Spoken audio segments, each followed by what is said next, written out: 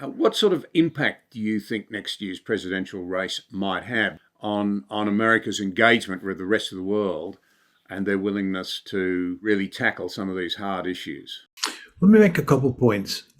One is I don't think that Trump was an isolationist. Uh, you want to remember that it was Trump who jettisoned engagement policy toward China and adopted a containment policy toward China. Trump believed that China was a real threat and that the United States had to contain, if not roll back, China. And that's not isolationism. Isolationism is going home. You, White, thought that the United States had an isolationist impulse and that we were not going to be in Asia for Australia or for our other allies. That's not true. And that's not what Donald Trump thought. Donald Trump did want to pull out of Europe, and he did want to have good relations with the Russians. I personally think that was the smart policy, as I tried to make clear before. I would have pulled out of Europe, pivoted fully to Asia. And I think that's what Trump was trying to do. Now, I think one might get the sense that Trump was an isolationist, even though he talked about containing China, because he treated America's allies so badly. I think one of Trump's real liabilities was that he was not good at working with allies. I think Biden is much better at working with allies. But Trump's basic instincts were not at all isolationist. And as I said to you before, you want to remember that the American foreign policy establishment is committed to running the world. Isolationism is not in the blood. Now, my final point is that Donald Trump and Barack Obama both ran on the platform that they were going to fundamentally alter American foreign policy. And they were going to reduce our commitments around the world. They were going to get out of the forever wars, not start any more forever wars, and so forth and so on. And they were both elected. Both of them were defeated in the end by the foreign policy establishment. Obama said in a famous exit interview with the Atlantic Monthly right before he left office in 2017 that he had been defeated by the Blob, which is the euphemism we use for the American foreign policy establishment. President Obama, despite the fact that he was elected to fundamentally change American foreign policy, did not do so.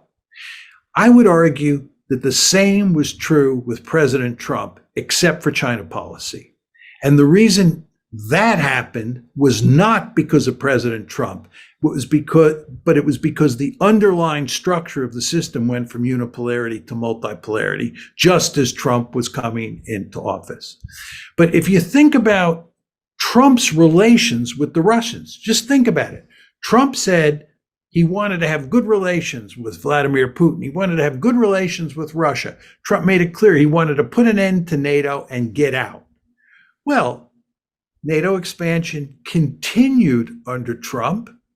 Trump was the one who in December 2017 decided to arm the Ukrainians. Obama wouldn't arm them. Obama said, we'll train the Ukrainians, but the last thing we want to do is arm them. Trump armed the Ukrainians, right? And by the time Trump left office, our relations with the Russians were worse than they were when Obama left office.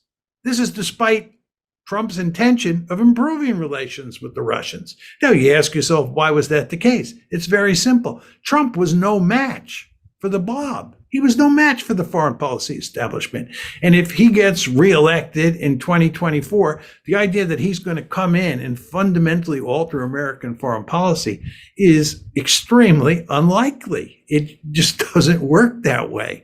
Presidents do not have that kind of power. They can make some changes for sure, but fundamentally altering foreign policy, I don't think so. And I don't think Trump's going to get out of Ukraine, and I don't think Trump is going to do much different on China than Joe Biden is doing. In fact, if you look at what Joe Biden has done since becoming president, he's followed in Donald Trump's footsteps. Joe Biden, when he was vice president, and Joe Biden, when he was head of the Senate Foreign Relations Committee, was an arch proponent of engagement with China. When President Trump moved into the White House in January 2017, one of the first things he did was flush engagement down the toilet bowl. He got rid of it completely.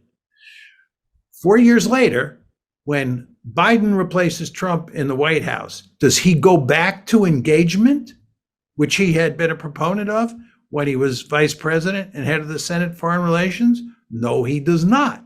What Biden does is he actually follows in Trump's footsteps.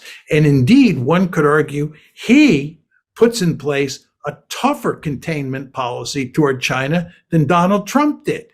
And the reason this is the case is because the structure of the system left him with no choice. We now lived in a multipolar world. Biden had little maneuver room. He did what he had to do, and he didn't behave the way he had acted when he was in a unipolar world. So you see, the constraints that are on any president are really quite marked. And Donald Trump will have not a whole heck of a lot of maneuver room should he get reelected.